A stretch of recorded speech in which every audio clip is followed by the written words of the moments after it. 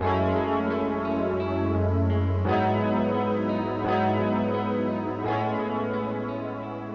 Bob Hollis. I'm a colon and rectal surgeon here. I lead the O'Neill Cancer Center colorectal cancer management team.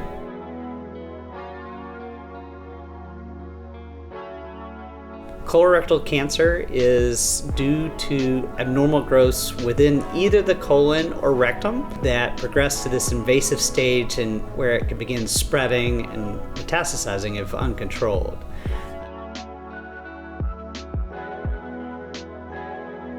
Our most common symptom is rectal bleeding. There's more late symptoms such as like abdominal bloating or unexplained weight loss that can also contribute to the change in size or shape of your stools. All of those are reasons to prompt us to think about colorectal cancer screening. Often colorectal cancer comes from the mucosa, the inside lining of the colon and rectum, and where we form these polyps. These polyps can be benign, meaning non-cancerous, or they can even have precancerous changes within them. Identification of these polyps allows us an opportunity to be able to intervene to either prevent cancer or intervene at an early stage. Screening recommendations, there are several different options.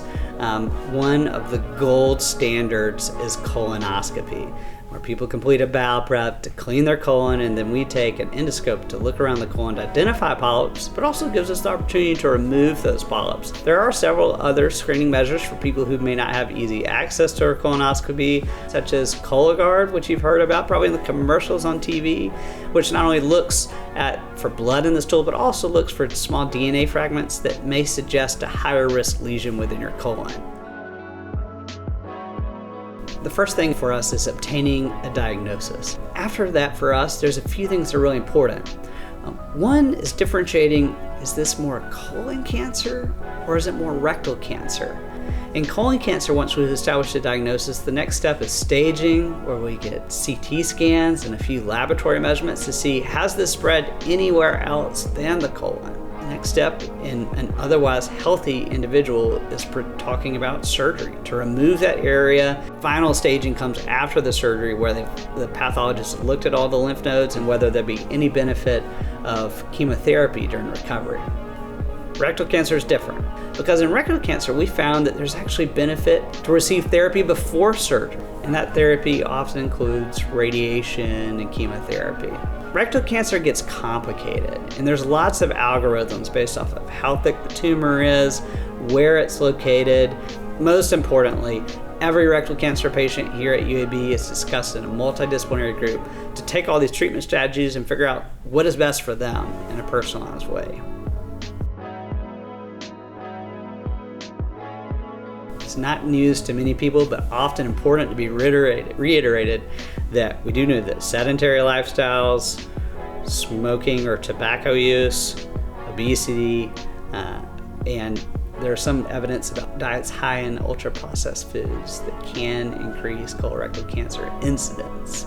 The other is knowing a little bit about your family history. So there's some genetics involved in colorectal cancer. If you have a strong family history, talking to your primary care provider about whether genetic testing could be indicated.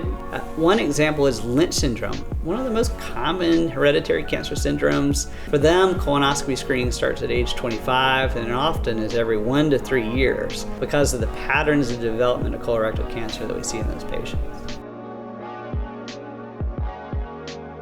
Lynch syndrome, so we used to not know what gene caused it, and we used to just look at family histories. It was in the early 1990s that we identified the genes that are related to our DNA management when cells replicate, and when these genes are altered, they can increase your susceptibility to developing not only colon and rectal cancer, but also uterine cancers, as well as some other urologic malignancies. It's 1 in 270 people in our population are estimated to have these genetic defects. We're learning a lot more about each specific mutation in these genes and how we can guide preventative care for patients.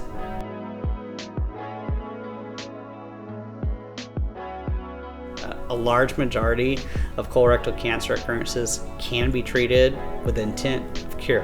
And the cool thing about it compared to some other cancers is that we have tools to actually identify it early and to be able to intervene to prevent it.